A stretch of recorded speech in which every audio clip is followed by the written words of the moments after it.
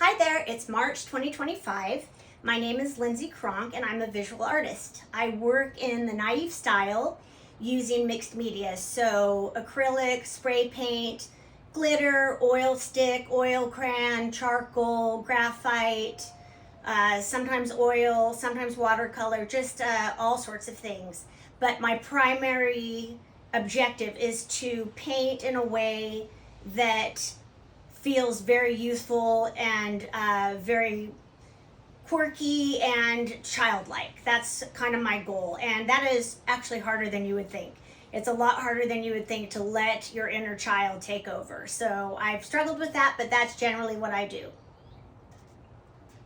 I grew up in Southern California, very exposed to art. My mom, when I was just a child, would take us to LACMA in LA, and I was exposed very early on to the greats, especially the greats in modern art. And then also my father took us on a lot of trips. He was a professor, and he would create these classes like studying Renaissance art in Italy or English literature in England, that kind of thing. So I was exposed to the Greek masters, the Renaissance masters, just the greatest stuff that's out there. So I definitely had that in my blood.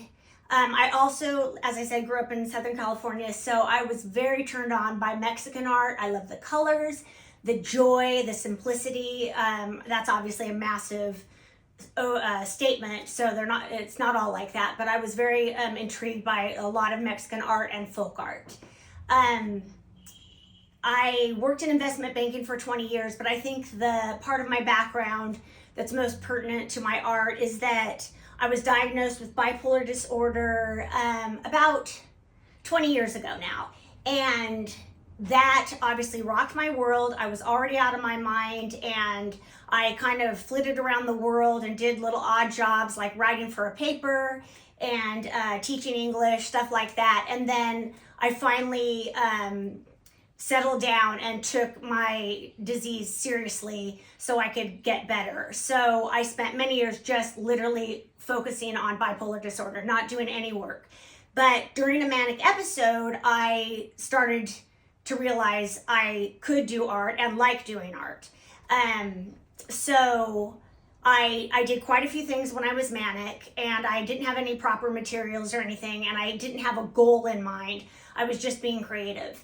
After a while, it dawned on me that perhaps the only career in the world that you can have that bipolar disorder actually enhances is being an artist. And so it just kind of seemed like the perfect marriage. I taught myself by copying other artists. So it took about 5 years for me to figure out my own personal style.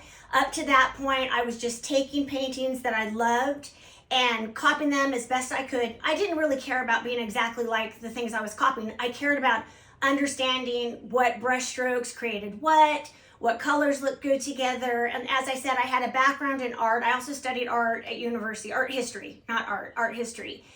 So I knew what good art was. I knew what good art was, but it took me a long time to get to a place where I liked my own art. And that's when I kind of knew I had discovered my voice, and that was about 3 or 4 years ago now. So I haven't been in this game very long, but I love it. It's really enjoyable. It's a great lifestyle. I have less money than I've ever had, and I've never been happier. So I would say the part of my background that finds its way into my art is the travels that I took with my family. One type of art that I really love is Coptic Christian art. It's just got these stylized faces and very simple faces that still have so much expression. So that finds its way into my work. I also lived in Singapore, I lived in India, I lived in Syria. So the art from all those places finds its way in either with symbols or colors or a pagoda or whatever. Things from my travels definitely influence my work. So my biggest influences are the art my mother exposed me to when I was a child, going to the LA County Museum of Art. I love Kandinsky. That was my favorite artist as a 3-year-old. I just loved this idea of ordered chaos, and I loved all the colors, and I loved the feeling it gave you. So that was one of my earlier influences. Also, right now, where I get my biggest creative spark is honestly following unknown artists on Instagram. I get so inspired by some of the stuff out there, either topics or their way of looking at it or materials they use. So Instagram is actually a really big inspiration of mine right now. I follow tons of artists. There's so much good art on there, and I find that it inspires me daily. But my background is in classical art and modern art. So those things, of course, inform my art as well. So if I had to give advice to my younger self, it would definitely be start earlier. I had a 20-year career in investment banking. It was semi-creative because I was the event coordinator. I got to organize all the events and parties, so it was kind of creative, but it was nothing like immersing myself completely in painting. I think, yeah, that would definitely be the advice. Start earlier. Even if I had done it while I was working, just, messed around, and I hugely wish I had done it while I was really sick with bipolar disorder, because bipolar disorder is a problem in a lot of ways, but it also gives you this huge amount of freedom, and because you're a little wacky. And so I think that I could have done some neat work while I was sick. I did study art history in university, but I really wish I had studied art and had a lifetime career of it. That would be the advice I'd give myself. So for me, the biggest challenge of being an artist is selling my work. I've had quite a bit of exposure in magazines and other things, but it's just a constant battle to get your work out there. There are so many talented artists right now. There are so many places to buy art, and it's just an ongoing process to market yourself. And like most artists, I don't have any interest in the business side of things. I just want to paint. So having to stop and do marketing and try to get in gallery shows so I can be seen, things like that, those are the hardest part for me about being an artist. So what I'm working on right now is I'll call happy art. There are myriad studies to show that artwork, both artwork and color, can release dopamine in the brain for everybody. And I spent so much time with bipolar disorder suffering while I was in depression, and it was just cyclical. It always came back, that I became very aware of the chemistry that made me feel happy.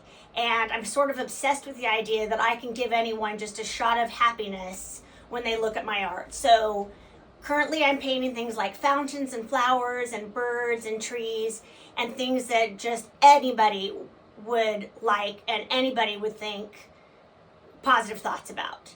Prior to this, I used to think my art really had to say something. I painted a lot about mental illness, and I thought that each painting had to have a message. And I've kind of gone away from that idea toward just wanting to paint things that are super enjoyable to look at. So that's what I'm doing right now. So I have used unconventional materials. Of course, now I just stick to painting and I use mixed media, but when I was first starting out, I had no materials. I didn't even know I wanted to be an artist. I just all of a sudden had this shot of creativity, and it did happen during a manic episode, which I no longer have very regularly because I have good medication. But I was having a manic episode and I was just kind of frantic to do something creative. And so the materials I had were gold duct tape, gold glitter.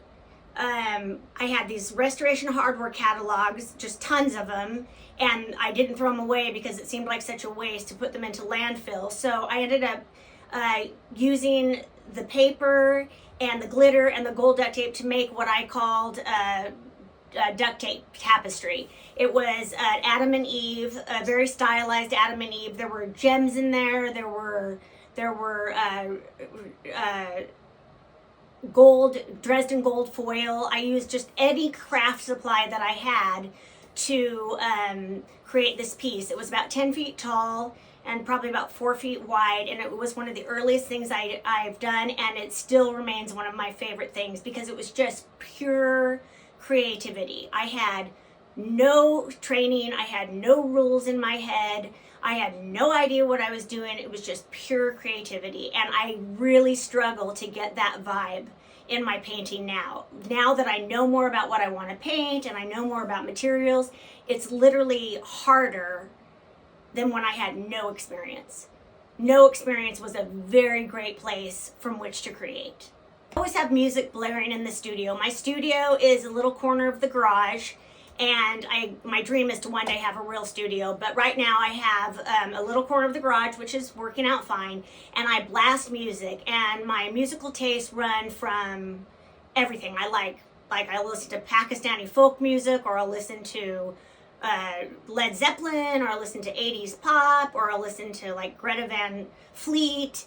I just run over the gamut of music. It really depends how I feel that day, but the music definitely feeds my creativity. It creates a whole mood of letting go, and I can go into this sort of trance place and paint without really being completely there. So it really does help me get out of myself long enough to really be free. So I definitely play music. So the best reaction I've had to my art so far is just people purchasing it. That is such a thrill. I love the idea that a piece of me is in their home and they're enjoying it and they're thinking about it and just that they like it enough. They liked it enough to purchase it. That means so much to me. And it's almost a spiritual connection. Like, I feel very connected to the people that have my work in their home. It seems so sacred that they would put it in their home. And that's just the biggest thrill I've had. I've had other exciting moments of winning awards or getting in magazines or whatever, but hands down, the greatest experience is selling a piece of work. So what I'd like people to take away from my work, it's twofold. For my happy art that I'm working on now, I just want to give people a moment of uplift, a small moment of joy, just a little positive moment on their life journey. So it's fairly simple and straightforward. But for my older work, I was very interested in either telling my own stories or telling stories from a new perspective. So for example, the biblical story about Salome dancing for King Herod, we usually think of her as a whore and the king as powerful, but I like to flip the narrative and say, well, she was pretty powerful. She talked him into doing a dirty deed just by dancing for him, and that's power. And I guess my point is, I like people to go away from my pieces with a new perspective, a new way of looking at perhaps an old story or a fairy tale or even mental illness. My old work definitely wanted to give the viewer an experience where they had to think about something.